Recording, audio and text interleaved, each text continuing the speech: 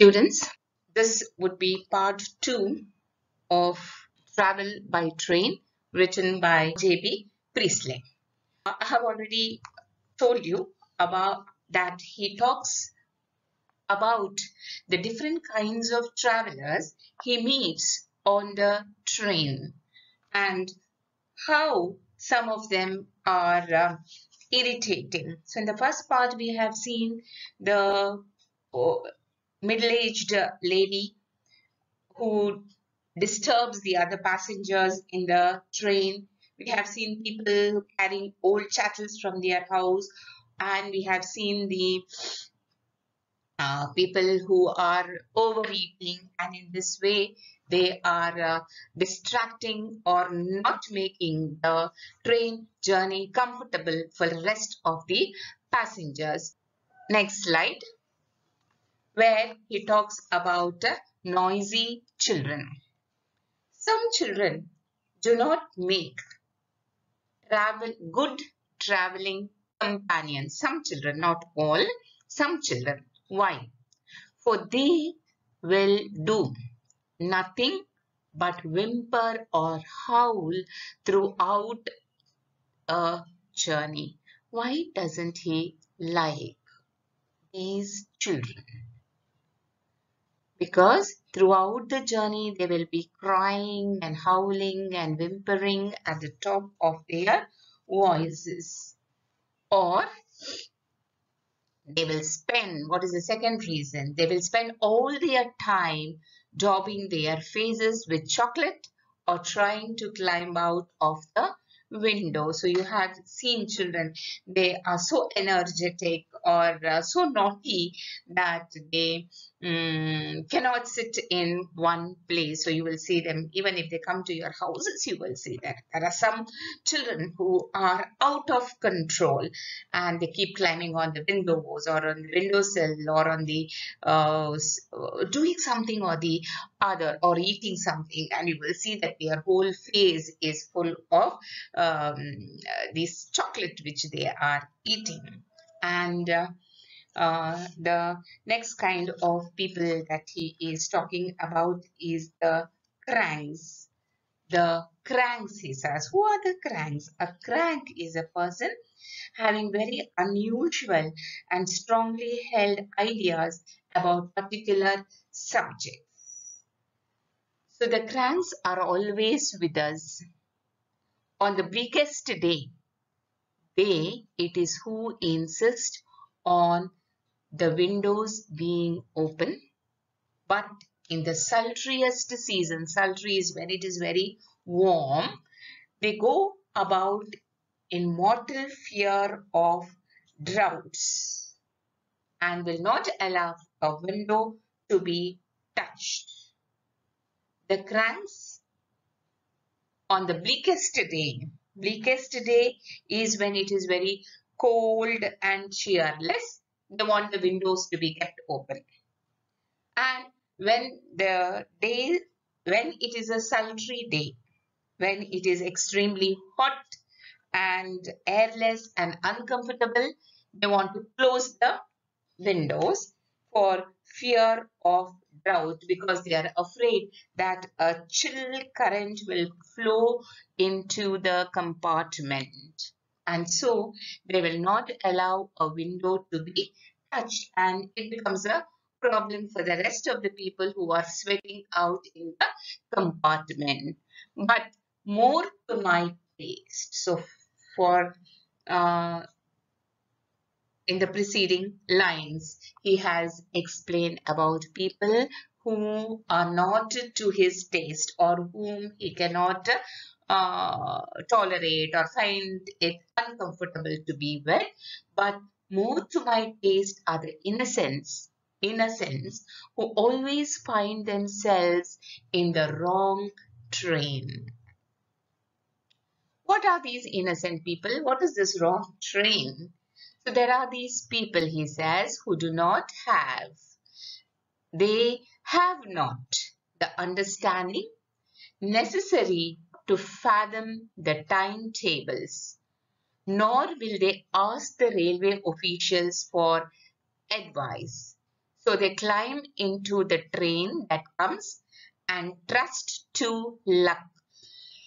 They have not the understanding necessary to fathom, to understand the timetables. They cannot read maybe, or they cannot correlate the timings or the time, the number of the train, some problem. But they do not ask even the railway officials for advice. So they climb into the first train that comes and trust to luck. So this train has come, let me get in.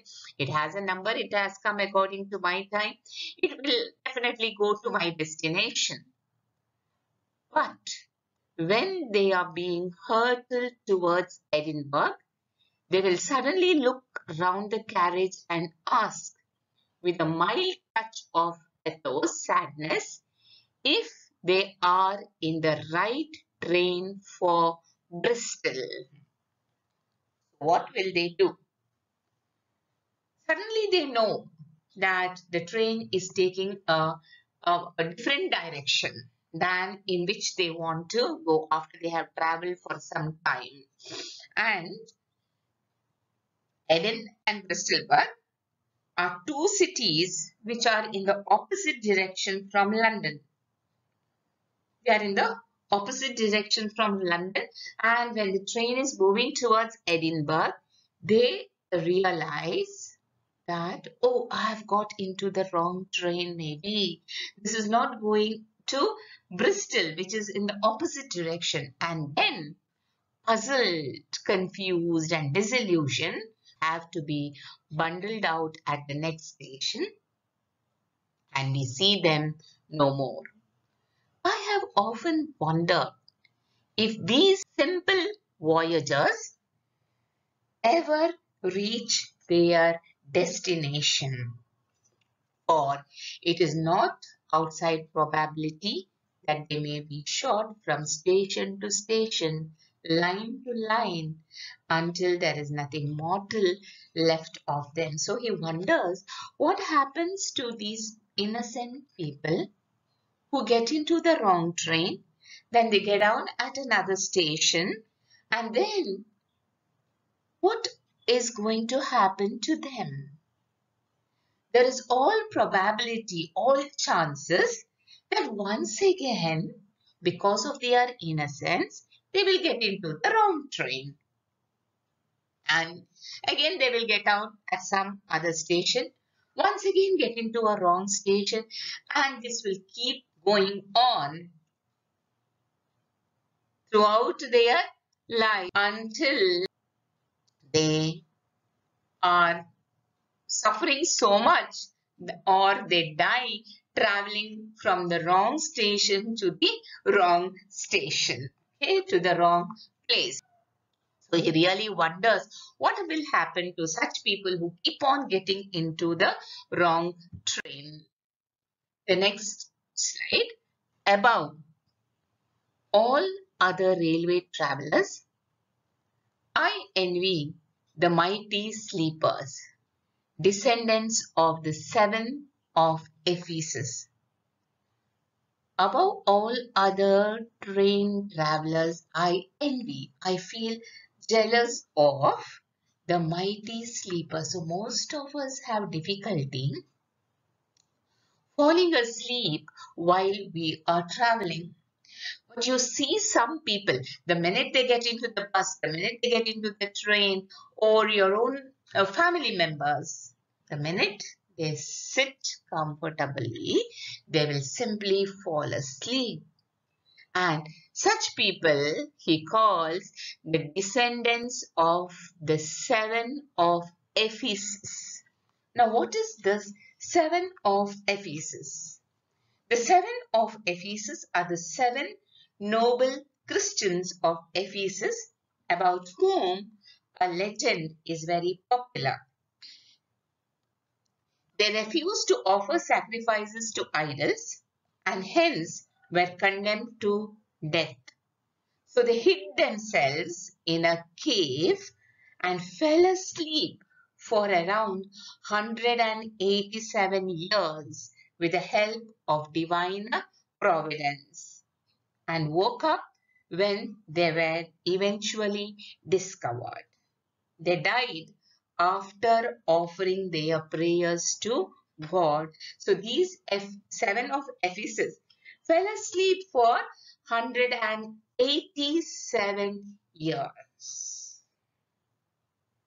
There, it was a time of trouble for them. They had to offer sacrifices to the idols, which they refused to do because they were Christians, and they go into hiding and they fall asleep for 187 years. They, in the same way, these people who get into the train, the heavy sleepers, what happens?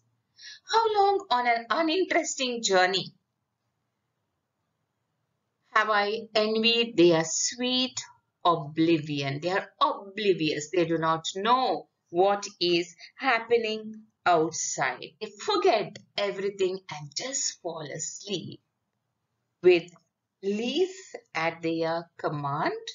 Again, leaf or oblivion is a mythological river believed to induce forgetfulness in the soul of the dead before they are reincarnated.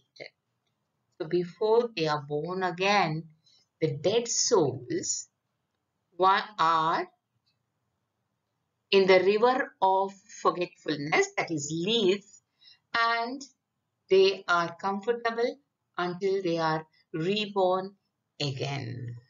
So in this river of forgetfulness, or these sleepers who forget everything and sleep in the train, he says, with forgetfulness at their command, no dull, empty train journey, be it by day or night, has any terrors for them.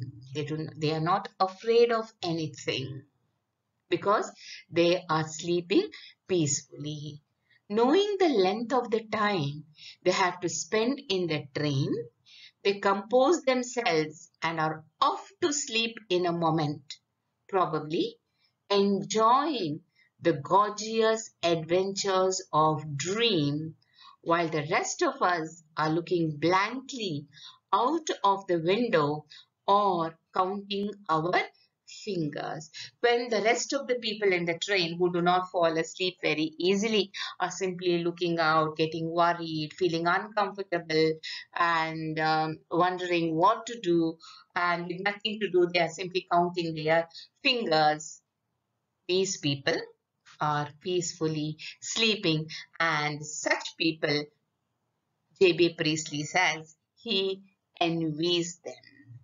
2 minutes before, 2 minutes from their destination, they stir. So they know the times, how long it is going to reach for them to reach their, take for them to reach their destination. So they have timed their sleep so well that 2 minutes before they reach their destination, they rub their eyes, they stretch themselves, collect their luggage, and are peering out of the window and murmuring, "Oh, my station, I think, so I have reached my destination. Fine." A moment later, they go out, alert and refreshed. They are not tired because they have been sleeping. They have had a very good rest. And these people, what does he call them? Lords of travel, leaving us to our boredom. We feel very bored traveling. But these lords of travel, the sleepers, who sleep peacefully during the journey, they get down from the train feeling alert and refreshed. The next slide. Seafaring men make good companions on a railway journey.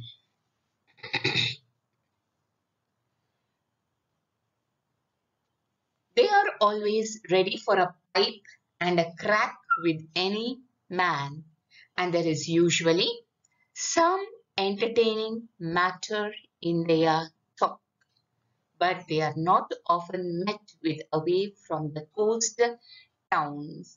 Seafaring men, people who